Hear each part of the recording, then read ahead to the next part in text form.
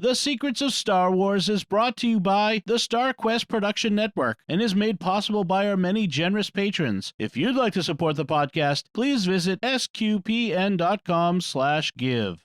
Hi, this is Vanessa Marshall. I play Hera Syndulla on Star Wars Rebels, and you're listening to the Secrets of Star Wars podcast. May the Force be with you always. You're listening to the Secrets of Star Wars. Hello there. It's a power that Jedi have that lets them control people and make things float. Impressive. Every word in that sentence was wrong. Help me, Obi-Wan Kenobi. You're my only hope. This station is now the ultimate power in the universe. I find your lack of faith disturbing. It's against my programming to impersonate a deity. That's not how the Force works. Force is with me, and I am with the Force, and I fear nothing. Remember, the Force will be with you, always. Hi, I'm Andrew Hermiz, and you're listening to The Secret of Star Wars, where we talk about everything connected to that galaxy far, far away. From movies to books to TV shows and more, we're looking at the deeper themes and meanings found in Star Wars.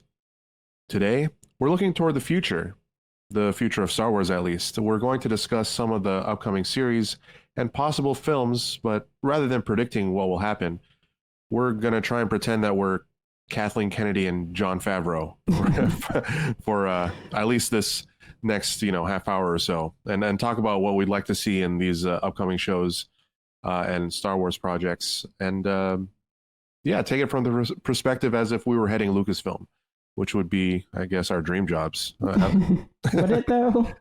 Well, yeah, I don't know. To take that back, maybe a little. Joining me today is the Bendu, Angela Sealana. Hi, Angela. Hi. Yes, one Halloween I did actually dress up as Kathleen Kennedy as my costume. Went to a costume party with a Star Wars shirt and a suit jacket over it, and I said I was Kathleen Kennedy. So this is not my first time doing this. Very good. Okay. I mean, you could do the same thing if you just wore a Marvel t-shirt and a hat, and then you're Kevin Feige. Yeah. Very good.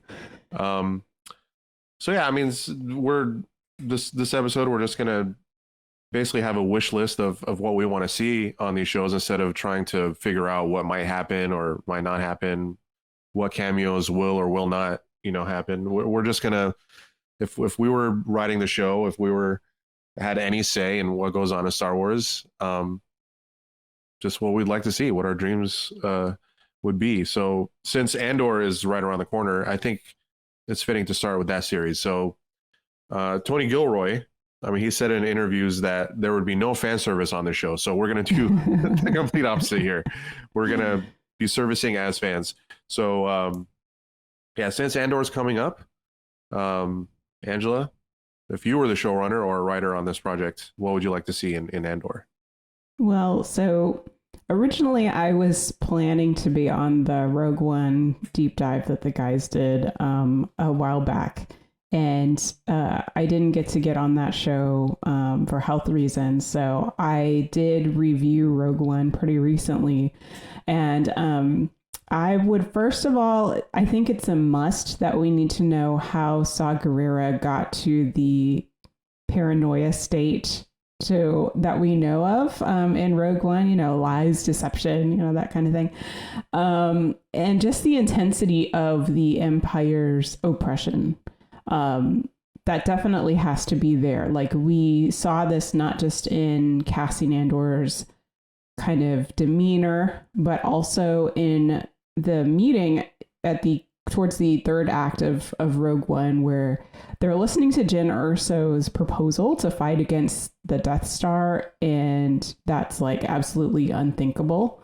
And they were all rebels. They all obviously had been gathering this rebellion for a while now. So I think the intensity of the oppression kind of building up really needs to be there in Andor. And also, one of the great lines in the trailer is about the Empire's pride.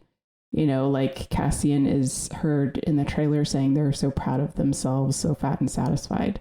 And I really am interested in them exploring kind of the propaganda side of that, and how that actually comes about in people, because, there are just regular people that join the Empire. Like, they sign up to work for the Empire, and I wonder how far that kind of goes. Like, is it just with the high leadership, or, is it also like stormtroopers, or how, the guy who's the janitor, on the Death Star, like, like how is it, so I'm definitely curious about that.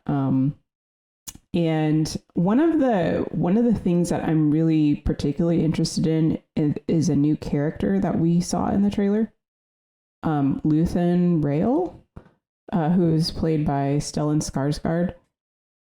Supposedly, I guess he would be the guy who gathers the rebellion. That's what it seems like in the trailer, right? And so, like, what is his motivation? How does he have all this gusto and drive to gather together a rebellion against something as oppressive and massive as the Empire? And as I was kind of preparing for this show, I was looking up the actor in particular. It's interesting. Off screen, he's been very adamantly atheistic, atheist humanist, and he describes religious texts as violent. Like, he condemns all religious texts that he's read as violent. So I just can't help but wonder, like, how he will tap into being a rebellion leader, what he will bring, like, personally to that role. So as far as, like, if I were Kathleen Kennedy or whatever, like, I don't know if that would be part of my decision, but I just, from what we've seen in the trailer and just knowing that about him, I find that really fascinating. I think people who are humanists and people who are religious can kind of find some common ground, obviously. So, those are some of my initial thoughts. What about you? Yeah, that's really interesting. I too would, and I think the series is promising this. We're going to see, characters and a side of Star Wars that has never really been focused on, like the little guy, right? And even within the rebellion and the resistance, seeing how all that organizing happens on that sort of level, and that's what I'm really pumped for. And I think, again, since that's something that the trailers and from all the interviews with the show's creators and the cast is, they're pretty much telling us that we're going to get that. But what I want to see is, I would love to see, if we're going to talk about like crossovers with other Star Wars properties, like I want to bring it to Solo. Solo is a Star Wars movie that, is mixed at best, I guess, amongst the fan base. I enjoyed it a lot. And a character that I really enjoyed was Enfys Nest. Yeah. So I'd love to see Enfys Nest and the Cloud Riders be incorporated into the show. I mean, first of all, her armor is crazy. She's got a lot of cool Beskar going on, and I think that, and you talked about Saw Gerrera. I think that's the perfect sort of way he could be like the middleman, and sort of the introduction of the Cloud Riders and this character. So yeah, I mean, nothing more beyond that. I would just love to see more about that character, because there's very little that we know about the Cloud Riders and Enfys Nest, but just a lot of intriguing things that we got from Solo that I'm hoping to see more of. And I think Andor would be the perfect show for that to happen. Beyond that, I think I agree with you. I would love to see more of Saw Gerrera, and I would love to see how the rebellion sort of, like I mentioned from the beginning, how the rebellion works on a sort of ground level perspective, you know, everything from, like what you say, like from the janitors to the, you know, the men that have to leave a household, you know, and even the women too that choose to fight. Like, how does that all work? And to really get into the emotional sort of weight of that. Yeah. And not because, you know, in Star Wars and in a lot of sort of heroic tales and heroic journeys that are told on screen, it's easy to assume that everyone's just a soldier and they kind of have it in them already. Right. It'd be great to see like how that sacrifice, someone choosing to literally upend their life to fight for a cause that they don't know how the sort of outcome is going to come out. I mean, these are underdogs. And that's something that's a real life situation in large parts of the world, where there are suppressive governments and there, you know, the little guy, the person that's just at home trying to make a living is choosing whether they need to rise up and be part of a resistance. If they don't have, you know, the luxury of, you know, voting at the ballot box to make a change, sometimes they have to do something more drastic. So it would be cool to see that sort of played out in a Star Wars kind of world. Absolutely. And, you know, also having fun. So crossing over with characters like Infant's Nest and whatever else they can come up with is fun, part of the quote unquote fan service. But I think from everything we're hearing about the show is stuff that I want to see.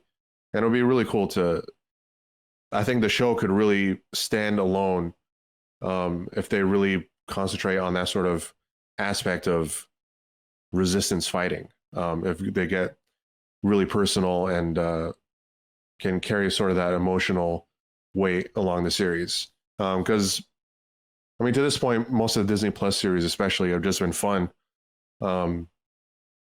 with, you know, emotional moments usually come from, like, you know, for lack of a better term, again, fan service or characters that we already care deeply about. Like if you think about the Anakin and Obi-Wan confrontation, you know, that's emotional because there's a lot of history behind it. But I think a series like this, where there's not a lot of characters that we have too much history with, I think you can bring that emotional impact on a personal level. So that's what I'm hoping to see on this series. Yeah, that's a good point. Another, like, I guess, couple of points that people are definitely looking forward to that we were sort of promised in the last couple of years is the spy element, right? Because of like Cassian's just role in the rebellion. And to me, what I'm interested in that aspect is like the exploration of how someone's conscience changes over time when you're in these stressful situations and like life or death kind of situations. Because it obviously in Rogue One, we know that he wasn't fazed when he had to just kill innocent people for the rebellion. And so, you know, even there's this line where he tells like the rest of the rebels that are there with them, like, we've all done terrible things on behalf of the rebellion. So I'm really curious, like, how did he get to that point? And I'm sure it started pretty young for him, because I think he like started in the war when he was 6, I want to say.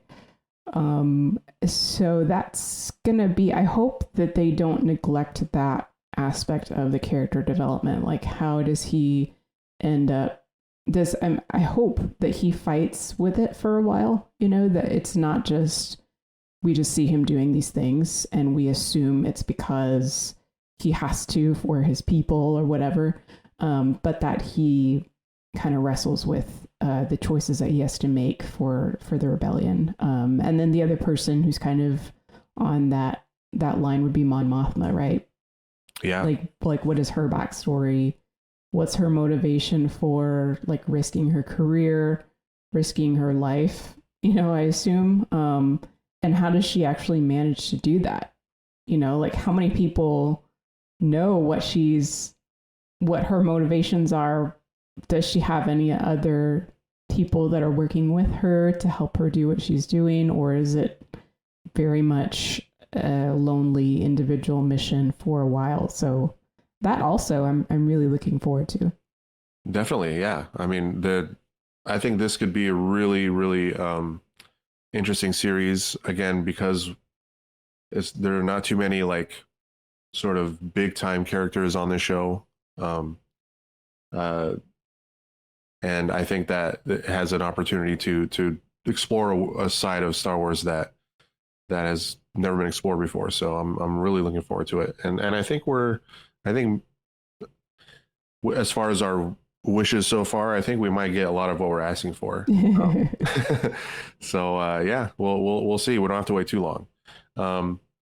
But one, we have to wait a little while for. I don't think there's an official date for it yet, but Ahsoka is another long-awaited series that we'll be seeing sometime next year. And hey, this is a character we've known and loved for years, mostly in animation, and we got to see for the first time in live action on Mandalorian and Book of Boba Fett. So she's getting her own live action series, and with a character that has so much history and is deeply embedded in Star Wars canon. What would you like to see in Ahsoka as far as this standalone series? Well, I mean, I think it's pretty much established that we're gonna see Sabine, right? Like she was cast for the show. So obviously she's gonna be in it. Now, I would like to see what we all hope for, I think, which is her and Ahsoka searching for Ezra, right? Oh yeah. Yeah, so it's sort of like, where is Ezra? But with that, if we do see that, then like, what is the relationship between Sabine and Ahsoka? Do they have disagreements with each other, and like, how do they approach conflict resolution and challenges that they encounter? Like, I'm sure that there are some differences in their personalities, and it'd be interesting to see like a more mature version of Sabine. So we kind of, in Rebels, we saw a version of Sabine that was sort of like, I don't know if she was supposed to be late teens, early 20s-ish, as far as her age, but she was definitely young, and she definitely had a lot that she learned over Rebels, but we never really saw like a mature Sabine who was really rooted, actually living life and fighting and doing the things that we assume that she did in her life. So that would be really interesting. Also, Grand Admiral Thrawn. Yes, Thrawn. Like, he was teased in season 2 of Mandalorian, in that episode with Ahsoka, the Jedi. So there's like all kinds of possibilities there, but I would like to see more of his personality, like perhaps getting the audience a bit to empathize with him, because in the novels that so many people love, I haven't read, but I know that he's kind of like, the hero of those books because they're about him. And so people really love him. And when we saw him in Rebels, he was the bad guy. And it was kind of like, I don't know if people really got what really satisfied their desire to, see more of Grand Admiral Thrawn. So it'd be really interesting to get a sense of what is he doing, what are his motivations, and then kind of getting that insight of empathizing with him, that kind of a villain. And also we know that he has an apprentice who was in that episode, the Jedi. So what's up with that? What is he doing? Yes. Yeah. I mean, that's a great point you make about Thrawn. It will make him a much more compelling villain if there's something we can empathize with or relate to. I mean, I think Thrawn is deserving of being a Thanos level threat, in Star Wars, or Darth Vader level threat. And to take him seriously, I think he needs to have those characteristics. So I totally agree with you. And yeah, they've been really hush hush about anything Thrawn. I don't even think they've casted it yet or released casting. But yeah, there's very little that we know. But obviously, that's high up on my list. Is what's Thrawn up to, and like you mentioned, where is Ezra in all of this? Yeah, it'd be cool to see like how, if it's Ahsoka and Sabine teaming up to whatever nether regions they need to go to find Ezra. It would be cool to see, that sort of thing, that sort of journey.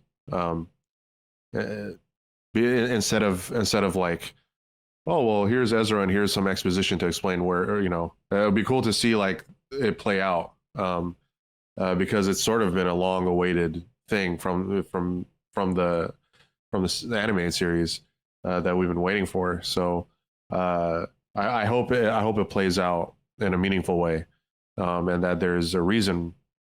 Obviously, there's some sort of reason for how Thrawn and why Thrawn is doing whatever he's doing, how he's back, and if he's back, does that mean Ezra's already back, or is he stuck somewhere? So yeah, all these intriguing questions. Yeah, and just like, well, another thing about this series that I'm really curious about is that when we see Ahsoka develop over all these other series and things, I kind of feel like her character has developed in such a way that it seems like she's very much had her inner conflicts pretty much solved at this point. I mean, like her thing with I might disagree with that. Okay. Well, I just wonder like what's going to happen with her character development. Like, because I mean, especially when we see her in Mandalorian, she seems pretty at peace now, particularly with the whole Rebels, like very last episode, her coming to get Sabine. Dude, she looks like super like Gandalf style majestic, she does, like absolutely. And in some of the kind of more spiritual like parts of these different series that we've had, I just feel like she's matured a lot and she's learned a lot about herself and other people. And so I don't know, I'm kind of curious how you, like, what other conflicts do you think she would have still? Right. Yeah. I think I don't disagree with anything that you said. All those points I agree with. I think the main conflict is the one that she's sort of always lived with since being a Jedi. Is where is her sort of moral stance on the as far as like Jedi versus non-Jedi. Yeah, obviously she's not like close to I don't think she's tempted by the dark side much, but if at all.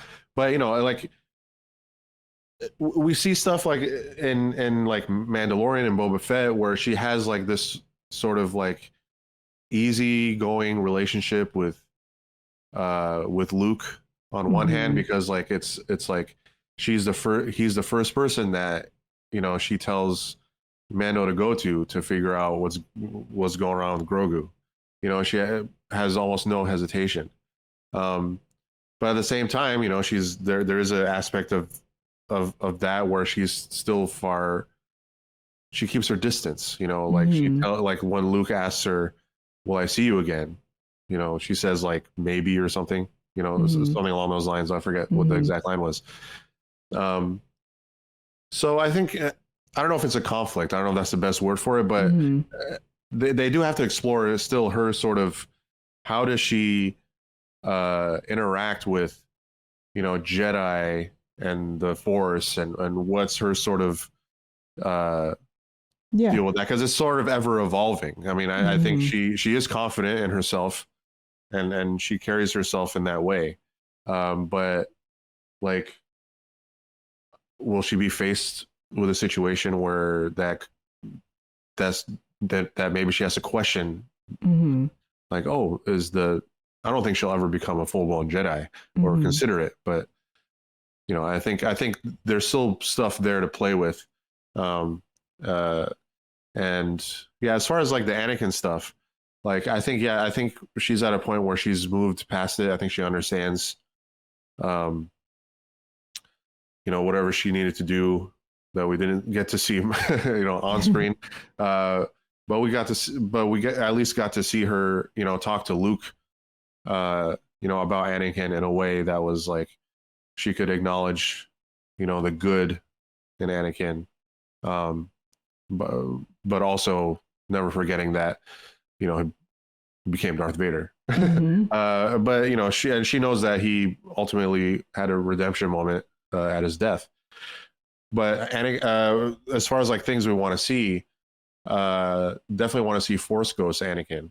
Oh yeah, I think there was rumored that he was already seen, like, or he's going to make some kind of an appearance in the series.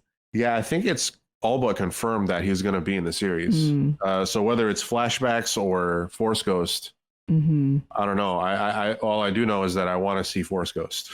Yeah, I mean, flashbacks are cool, but sense. I would love to see Force Ghost Anakin. Yeah, and like you said, makes perfect sense. We're probably going to get it, but that's something I want to add. Make sure is on the list of things we want to see. And I would love to see just like cool lightsaber fights. I don't think we get enough of that. We get little tastes of it here and there, like even in the Obi-Wan series, I feel like could have used more. But her fights in The Mandalorian were amazing with those two white sabers in the dark. Yeah. So yeah, I think we're gonna get a lot of that, obviously, because she is just so amazing with her two lightsabers. But that's just something I want to see more of. And like cool, sweeping space battles are great. Big ships and laser beams are cool, but there's something about just a one-on-one lightsaber fight that doesn't get much better than that. So that's really what I'm looking forward to. Yeah, absolutely. Okay, and I mean, there's many other projects coming up, and obviously there's one that kind of sort of started it all for at least the Disney Plus series, and kind of added more, kind of reinvigorated the Star Wars franchise, and that's The Mandalorian. And season 3 is coming up early next year, I think February 2023. And last we saw Mando and Grogu, they were taking off in Din's new starfighter, and ready for some new adventures. And we know some of those adventures take place on Mandalore. Yeah.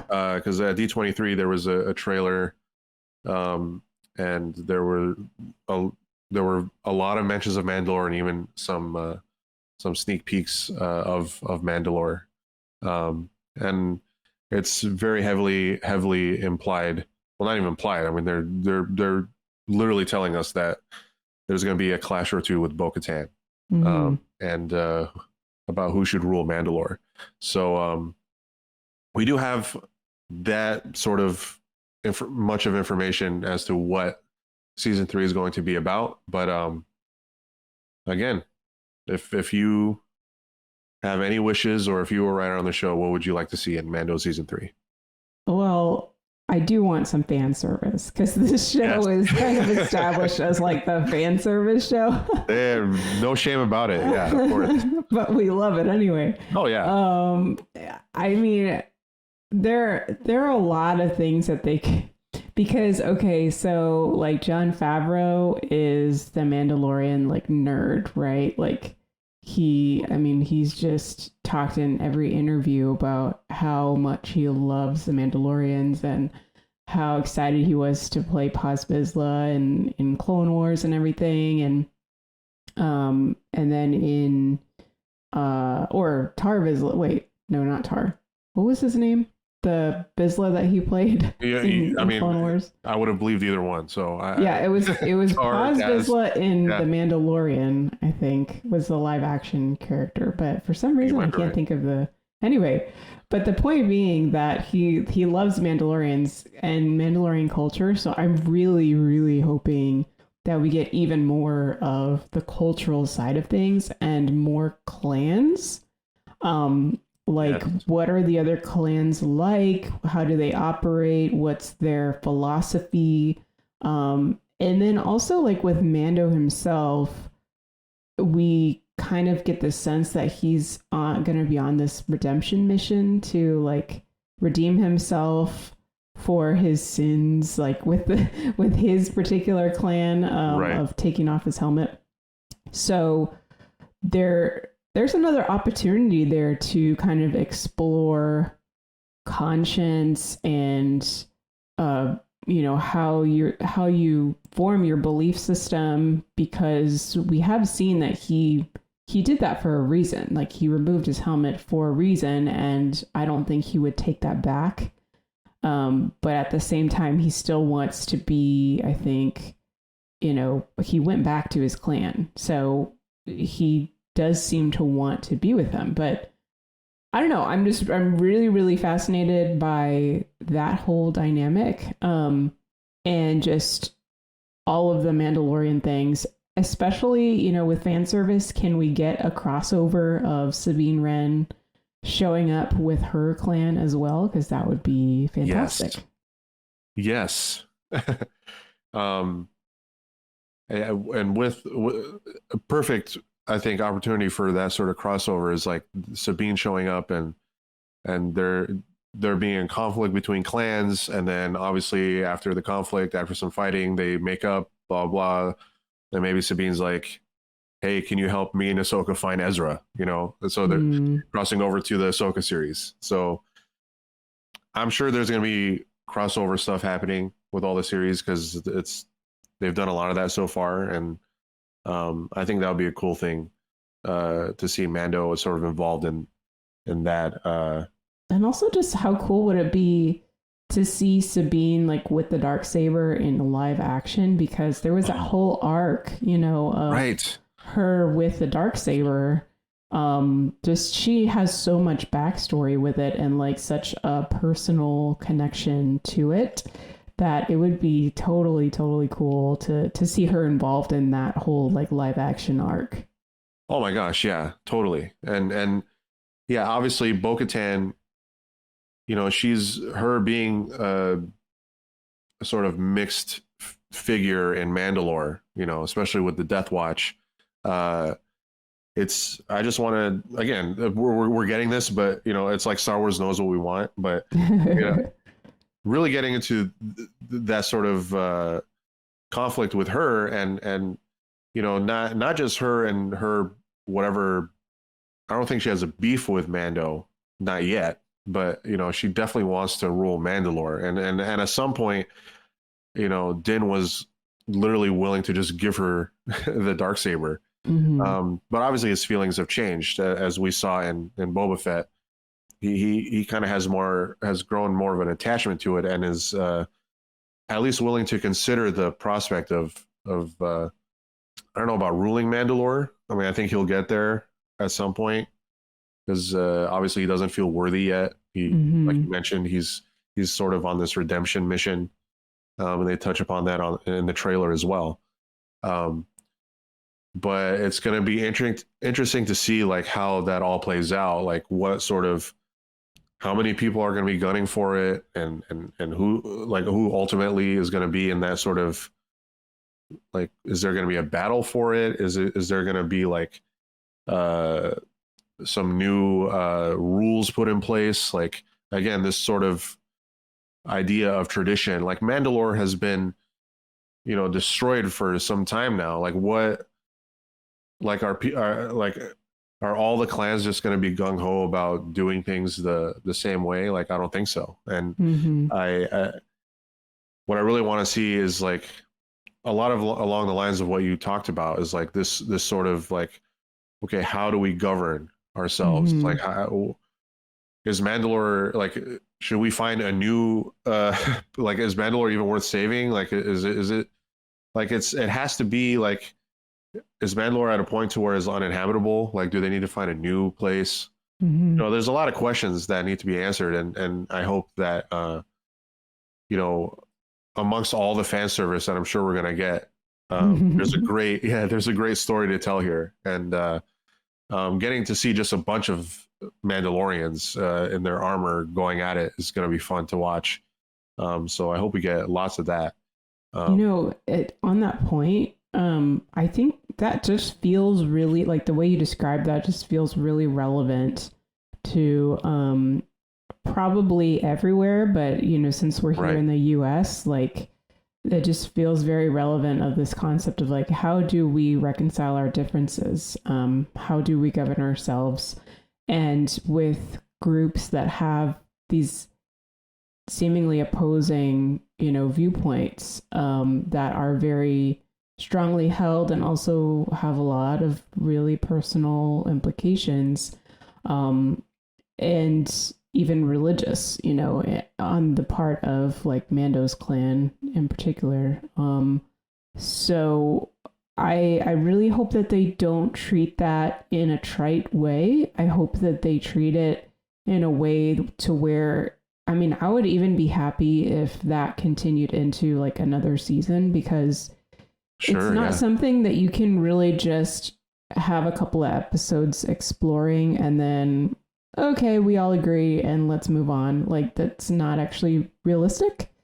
So I would love for them to, if they do get into those weeds, or just exploring that theme, that they take their time with that. So that definitely did intrigue me as you were speaking.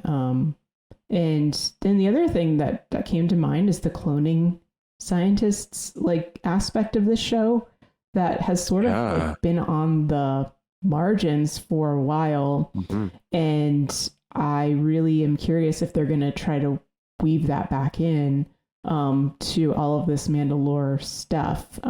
If we're going to see more of Dr. Pershing and what are his motivations, what is he doing, and just the big picture.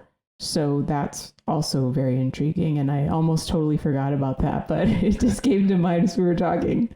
No, good, because I totally forgot about it. And that's definitely something I want to see too, because what were they planning? What was the end goal? Is it something that they're still striving towards? And there has to be something there. And mm-hmm.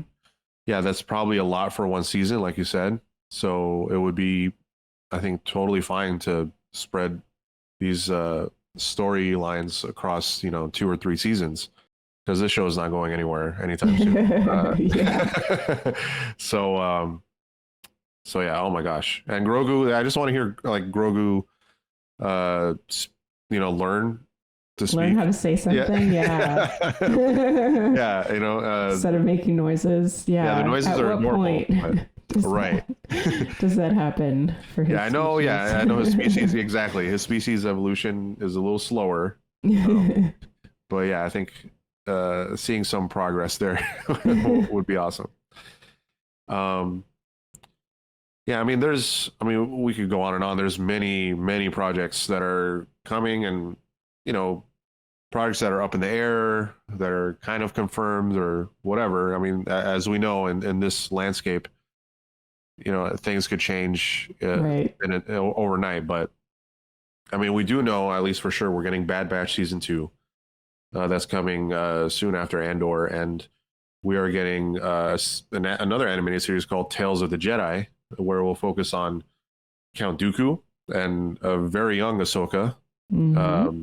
And Liam Neeson's confirmed to voice Qui-Gon Jinn, so that'll be fun. Visions is it confirmed that his son is playing like the young version of him? I think I heard that. Oh, I didn't hear that. If that's the case, then that's cool. But no, I don't know. Maybe you might be right. We got Vision season 2 confirmed. We've got as far as more live action series, we have Skeleton Crew, which is the Amblin style series that will center on a group of 10-year-old kids lost in the universe who are looking for a way back home, starring Jude Law. There's this mysterious Acolyte series that we know almost nothing about. There's a Lando series that's supposed to come out at some point, I guess. There's that Patty Jenkins directed Rogue Squadron movie that's still happening, I guess. They won't say that it's dead in the water. But I mean, at the very least, it's not going to make its... I think it was slated to come out Christmas 2023. There's no way that's happening. There's this Taika Waititi movie that's happening, and you know, Taika has said in interviews about it that it's going to be fresh, exciting, unique, and explore a side of the Star Wars universe that we've never seen before. And it's going to be totally unconnected to anything Skywalker or anything we've seen in Star Wars so far. So, I mean, that's interesting to say the least. And with all these, there's probably more that I'm missing, but with all these that I've mentioned that are coming down the pipeline, is there anything else that you're hoping for in any of these series that you wish to see? Well, as far as the future of Star Wars, I think the creature side of Star Wars, I hope they don't neglect it. I would guess out of all of those that Taika Waititi's project might be more like creature based, possibly. That's a good bet. I don't, like the way that things are these days with budget and them also wanting to use live action a lot, instead like practical effects over, CG. I don't know how practical it would be for them to do like a whole, like all creatures or mostly creature type series. But it would, I mean, who knows with him, right? Like, it would be really interesting to see that. But I think, with the series that we know about, that we just talked about, there's definitely going to be that central theme of Star Wars of relationships with parental figures or family or role models or whatever it is. That is definitely covered. So I think we're good there. And, as far as the other shows that you mentioned in movies, like that's probably going to be in them somewhere because it just seems like it's in the fabric of Star Wars. But one of the things that, going back to my revisit of Rogue One, and I think pretty much every Star Wars fan like really enjoyed that movie. As far as like the new Disney movies from Star Wars, I think one of the aspects that helped to make that movie successful in the minds of fans, whether or not they were conscious of it, was the spiritual aspect.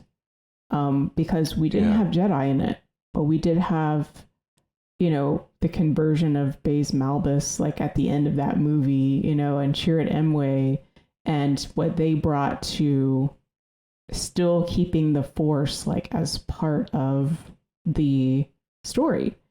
And a very real, like active part of the story still, even if it wasn't like, oogie boogie, religious stuff. But the fact that we're getting these series that are more, more live action without Jedi, the Acolyte, who knows, that would probably hopefully have a lot of spiritual themes. But just in general, I hope that they don't stay away from the Force, that they find some way to incorporate it and not just like shoehorn it in because, oh yeah, we're doing Star Wars, we need somebody to say, may the Force be with you, but to really give some thought to the spiritual side of just people, because that's what makes people, ultimately. So, yeah.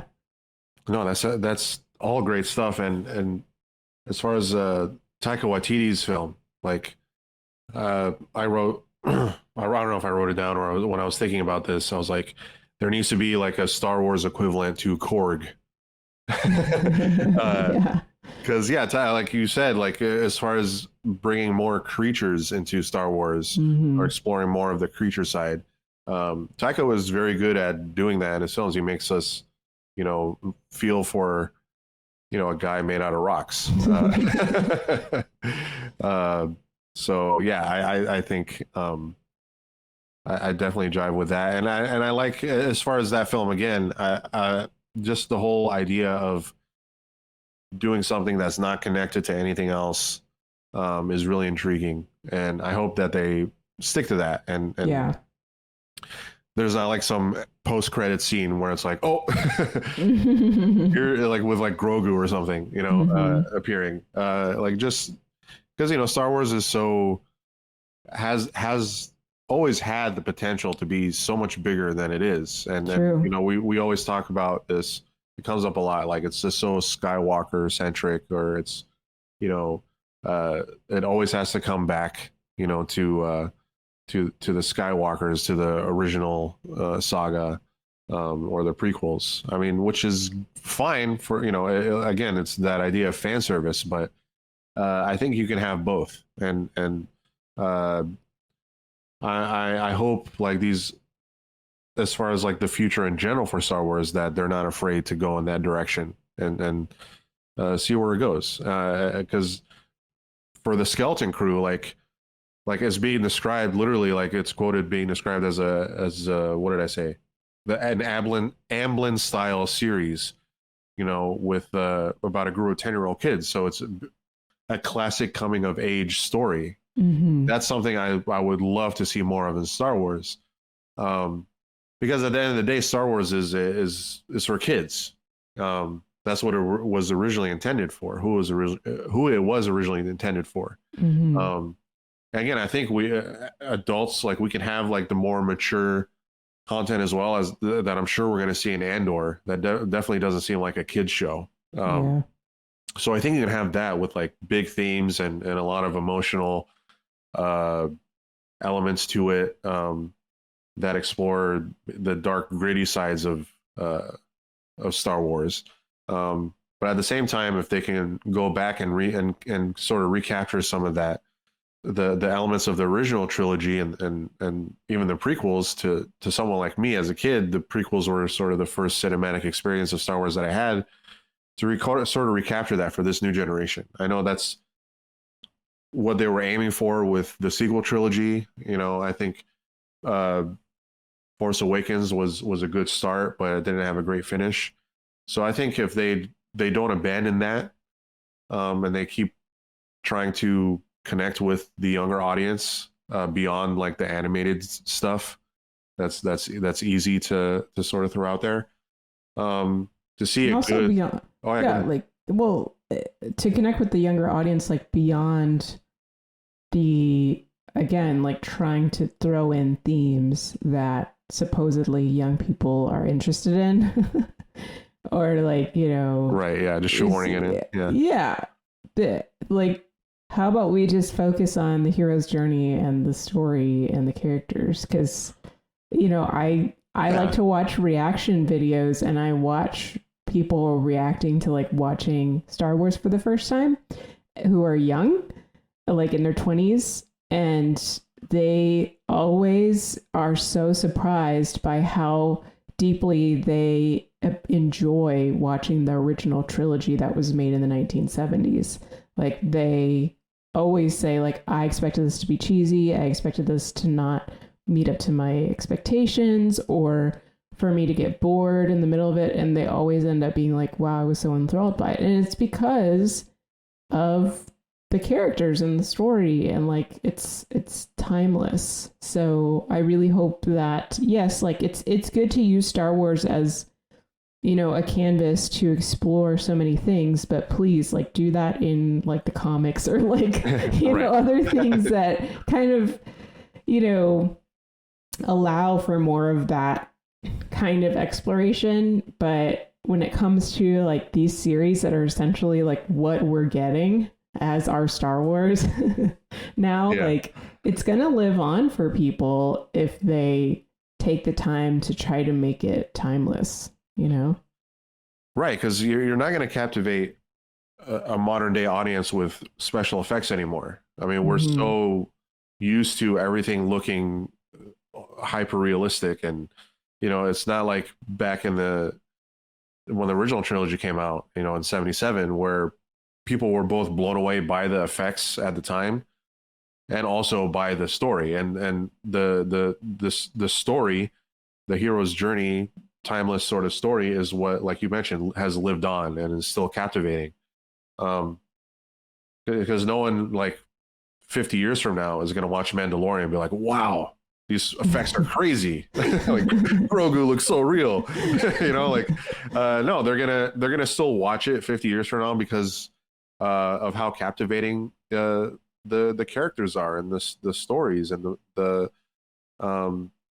feelings that it gave us now is going to give people in the future the same feelings, and it's going to bring those feelings back up again for us who are still alive. So it's again, I hope Star Wars doesn't lose sight of that, and I hope that I know they're taking their sweet time with the theatrical releases, and I'm hoping and assuming that's because they're trying to capture that again. They're trying not to make, if you want to call them mistakes, I would call them mistakes, but the mistakes of the sequel trilogy. Yeah, we don't need a Star Wars version of Thor: Love and Thunder. Right. Right. Exactly. So yeah, and it's harder and harder to come up with that because, back in the day, there were only so many theatrical releases and there were only so many big budget movies. Now it's like every week there's some $200 million movie coming out, and most of them are forgettable.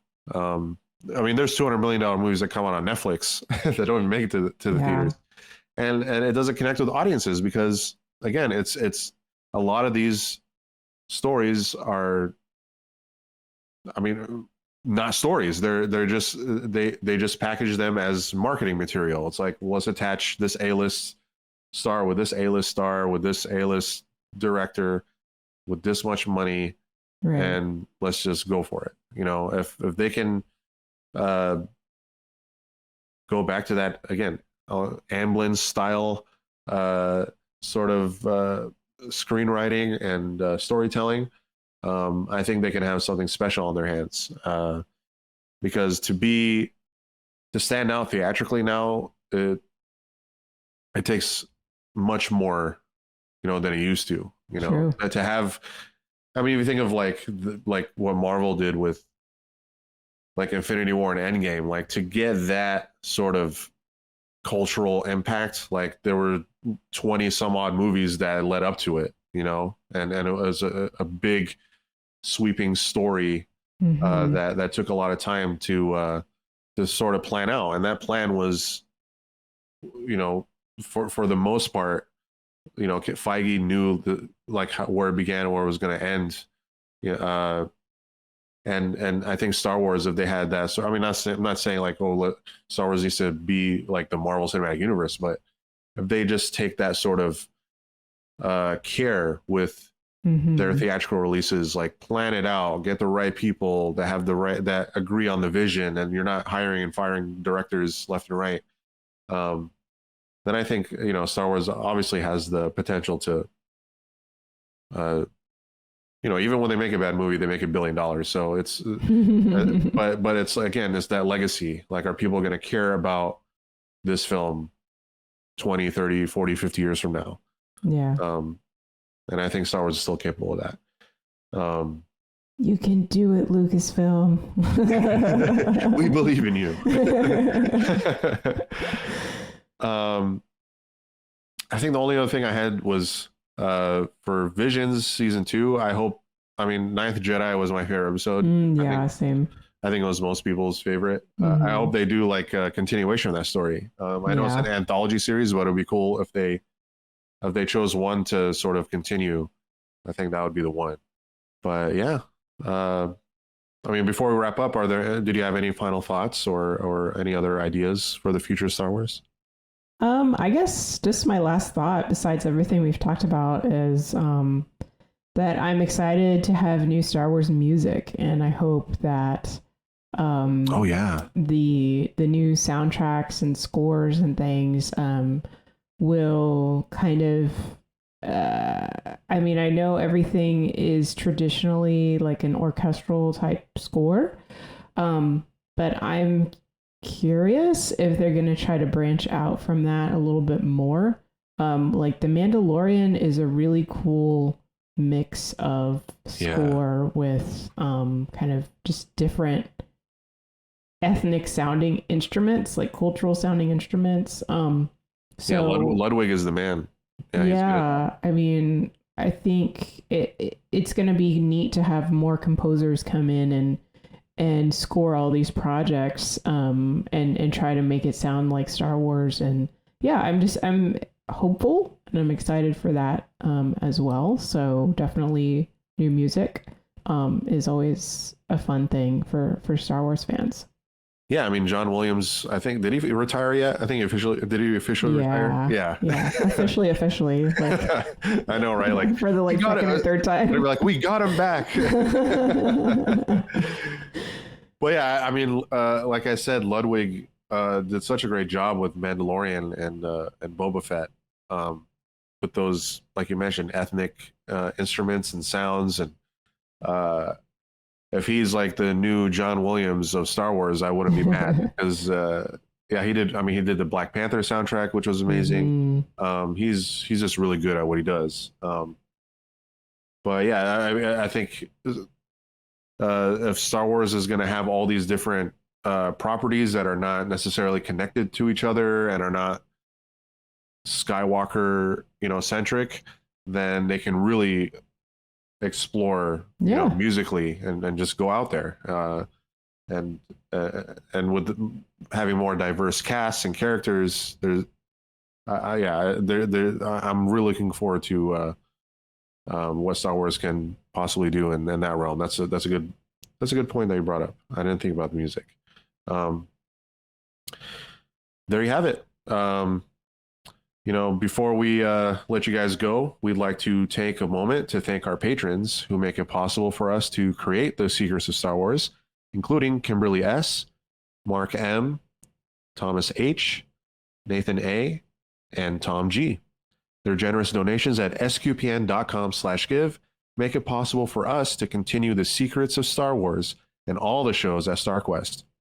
You can join them by visiting sqpn.com/give. And be sure to subscribe to the show on Apple Podcasts, Google Play, Stitcher, TuneIn, Spotify, iHeartRadio, or on the SQPN YouTube channel. To find previous episodes of Secrets of Star Wars and to send feedback, please visit sqpn.com/Star Wars. You can email us at starwars@sqpn.com or follow StarQuest on social media at facebook.com/StarQuestMedia or on Twitter at SQPN. Or you can join our Discord community at sqpn.com/Discord. We'll be back next week with another special episode hosted by our very own Angela Sealana. So until then, Angela, thank you for joining me and sharing the secrets of Star Wars. It was fun. It was cool to be Kathleen Kennedy again for a few minutes. And enjoyed our conversation. Thanks. And once again, I'm John Favreau. No, I'm Andrew. Thank you for listening to The Secrets of Star Wars on StarQuest.